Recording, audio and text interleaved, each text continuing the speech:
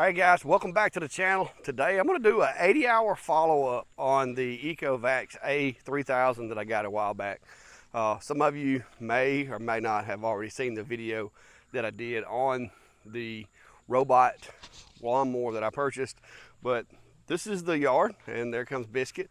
But for the past week and a half here in Alabama, I've been allowing the robot to handle all the yard work. I haven't used the lawnmower on the yard not once during this period, just to kind of see what it's capable of doing. And so rather than just me standing here in front of the camera talking, I want to walk around, show you some of the different areas that I've had the robot in charge of maintaining and how it's done on the grass. And that way we can hopefully, maybe we can kind of make this video a little shorter than it could be. So let's get off the tripod and get over here and look how this grass is going. So I want to start by saying that my yard is definitely not ideal for this robot. As you can see, this is quite a hill. It's probably close to a 30-degree slope if I were trying to put a number on it. So it's definitely not ideal, but the robot has done a really good job. And let me get you down here. I want to get you down here where you can see what I'm talking about. This grass, I've got a mixture of grasses that are pretty much wild here in Alabama, as well as some that I've been trying to get to take over the area. And as you can see, it's doing a really good job, even with these uneven spots and stuff like this. Like, I've got a few little holes and stuff like that that you would expect it to have trouble with. Occasionally it does on some of this, sidelands right here. It does have a little trouble, but this right here, and I don't know how well you can see this, but this is the biggest issue that I'm having with it, is this bahia stalks that you see right here. It sees those and detects them as obstacles. Now I'm playing with the sensitivity, and it's not been really terrible, but you can see these little stalks right here. It will detect those and avoid them. Intentionally avoid them. So there's two little patches of those right here. Other than that, if you look over in this better grass here that doesn't have those tassels, we don't have that problem. It's doing a really good job on getting all this stuff. And like I said, guys, I was not expecting it to be able to even do this hill right here. It's doing down the edge of the driveway here as well. This has been a week and a half since I have used my lawnmower on any of this grass. Like, I've got it trimming up here, going around those fruit trees, all of that. I haven't used the lawnmower, like I said, in 10 days. So there you go. If you're from Alabama, you know how the grass grows. So, but yeah, this area here, same thing. The types of grass, this more lush grass that doesn't have those tassels, it does a really good job. Occasionally you will run into one of these little stems of bahia right there. So all in all, if I didn't have the bahia, I wouldn't have a problem right now. So let's walk down here. I want to show you a couple of these areas on the side of this other hill right here. We're going to be walking down this little hill here. It's probably about a 20-foot slope of about 25 to 30 degrees down through here. I want to walk and show you what that looks like.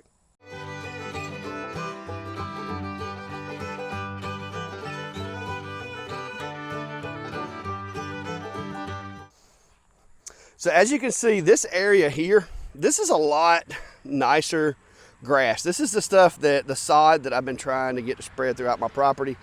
That's what this is. So it does a really good job on that. Now, these areas here around these cedar trees, I knew better than to program the robot to go there. It does really well, but I've got some improvements to be done before I send it in here. Because you can see here where I've got these washes.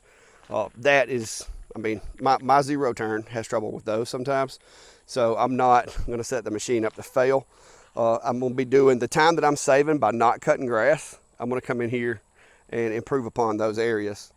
You can see here I have more of that grass, but I don't have this set to be maintained. So that's what it would look like without the lawnmower. And here's some right here. This area, you can clearly see where the robot has been going and where it has not. There's that defining line, like right there where my foot is, where the grass is tall and then it is not tall. Same thing right here. That's the border where I've got it going down that way.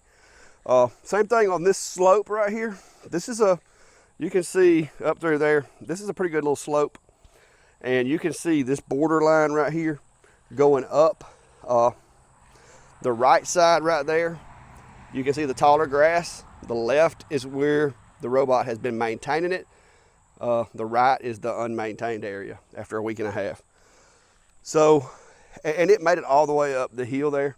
It looks like it may have found some of Biscuit's hair right there, so I need to pick that up because he's losing fur. But this area here, same thing, guys. I've got some improvements I've got to do here before any lawnmower is going to handle this. Last time I cut it with my 0 turn, had some problems with these roots and stuff. So I've got some improvements to do. But now that I'm getting some time back from not having to cut grass, I'll have time to make these improvements. And you can see this area over here. I did the same thing over here. I've left some spots outside of the area that I want to show you. Oh, here's another one of those little clumps of bahia that I was telling you about right there. So it all starts with one stem and then it just it avoids it. It intentionally does not cut that. So I'm playing with the sensitivity settings and the depth settings and stuff to try to get it to not do that. But it's even with it doing that, guys, the results I'm getting from this lawnmower have really made it a lot easier on me taking care of my yard. You can see up through there how well that looks. This is the area here that's outside of the robot maintained areas right there. So over here, you can see this is another slope. This has a mixture of grasses as well. It's doing a really good job on the majority of it. Like I said, I've still got some bahia and stuff over here, but I've got the left side of this hill is outside of the maintained area and the right is in. So like I'm walking right up the line here and you can see the difference in the two areas. So it is definitely making a difference. So now let's go down to near the road down here and show you what that looks like. Look at those stripes. I don't know if those are coming through on the camera or not, but all of that is being maintained by the robot. Look at those stripes right there. That's cool. And they're straighter than I can get them with my 0 turn. So that's pretty cool. All of this area here among these trees, the robot has been maintaining. And as you see, the grass is tolerable. Now, here at my house, I got a lot of these pine cones right here. And I have to pick those little guys up.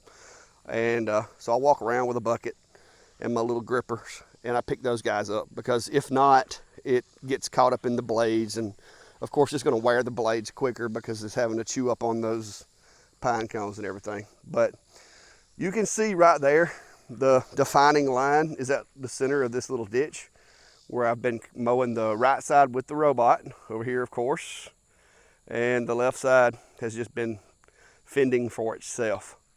So, and as we look back up the hill towards the mailbox and everything, the left side over here, left of the low part of the ditch, has been maintained by the robot for 10 days. And that right part has been just left to fend for itself. So, and you can see a big difference in the leaves and stuff too.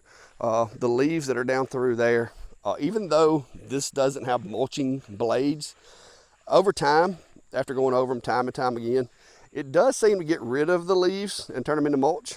But it's not, it's not gonna be instant, of course. But yeah, so check out how well maintained that part looks. And like, you can get down here on the ground and it's clean. It's not leaving hardly anything down here. And there's bahia down here too. It's just not as fast growing. So I gotta find the combination to keeping this bahia down. But other than that, guys, I am thoroughly impressed with this robot. All right, so here we are up near the mailbox, looking back down toward where I just came from. And you can see that looks nice down through there. Over here close to the road, you can see that it's definitely got a lot more grass. And you can see the discoloration from the grass seed where it's seeding out on the left.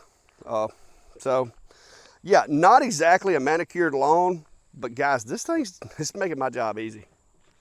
All right, so if you live in the South and you know what these yards look like after about a week and a half of afternoon thunderstorms and the bahia and all that, check it out, guys. Like I said, all of this down the edge of the driveway here, maintained by the robot. This part over here to the side of the hill, that's where I had used the zero turn before, but I haven't in a week and a half. So to me, that's a good looking yard for a yard that has not been mowed in over a week and a half in Alabama. So there you go. So that's the thoughts on how it's doing. It is doing a really good job. It's not the cure for me having to cut grass, but guys, to touch this up and make it look acceptable to my standards, maybe an hour and a half, I can have this looking righteous. And as I make improvements to where I can map more of the grass for the robot to manage, that time's only going to go down. And as you can see, this is not a flat, well manicured, well boundary established yard. So I'm pretty impressed. So guys, that's my 2 cents on it. My very first robot lawnmower ever. And like I said, in a week and a half, I should have had to have cut grass this weekend. And I probably could have in some of these areas that it's not getting. It would have been nice as far as if I was wanting it to look nice. I probably should have cut it. But I wanted to make this video before I did and show you guys the difference between the robot managed and the unmanaged areas. Like, look right there, back toward the shack. I mean, it looks really good. So there's still some areas that I haven't incorporated into my mapping because I wasn't sure how much it could handle. And at this point, currently I have 80 hours on the machine, which is when they recommend that you change the blades. Now, I take that with a grain of salt because they are in the business of selling you replacement blades. But I checked them earlier. They're not sharp, but they're not dull enough. I don't want to change them just yet. So I'm going to try to stretch them for another 10 hours or so before I change them out, because it's still doing a good job. It's not tearing the grass, and it's still throwing really nice clippings as it's cutting and everything. All right, guys, so there you go. Typical Alabama rural residence. Like I said, this is a lot of grass. With everything that I have mapped out, I'm right around 30 square feet, 30,000 square feet, which is what is right there at that threshold, that 3/4 of an acre threshold. And that's just the areas that I have mapped. There's a few small areas that I need to plug into that to get more coverage. But like I said, those are gonna have to wait until I can do a little bit of improving underneath those trees over there to get rid of some of those rough patches and stuff like that. But like I said, my goal was to get some of my Saturdays back and to make my yard more manageable with just me doing it. And it's working. It's doing a really good job. So I'm really pleased with it. I'm actually considered in the event that I can get all these other areas fixed up on my property to where the robots can do it. I've actually considered having more than one, you know. This one can do 3/4 of an acre by itself, according to the statistics and the specifications. So if I had 2 of them, then I could get a lot faster turnaround. Now, I will say I've got my nighttime hours are set from like 8 p.m. to 9 a.m. The reason I went with 9 a.m. is to let the dew kind of get off of the ground. Here in the South, we have a really heavy dew at night. It's almost like it rained the night before. So by having it set to 9 o'clock, that gives it a chance for some of that dew to evaporate and turn into this awful humidity. I know you can see the sweat coming off my face, guys. And I waited till the sun went down so that this wouldn't be as bad.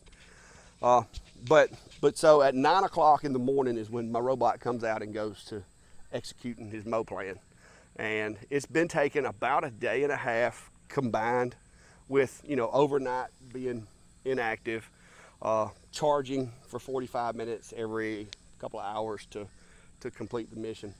It's been taking about a day and a half for the robot to maintain all of this. So I've been cutting my entire yard basically 3 times a week, which is required here currently, because if I don't, these Bahia tassels will get knee high. It literally, these things will grow 6 inches overnight. So this time of the year here in Alabama, you kind of have to cut your grass twice a week to keep them down.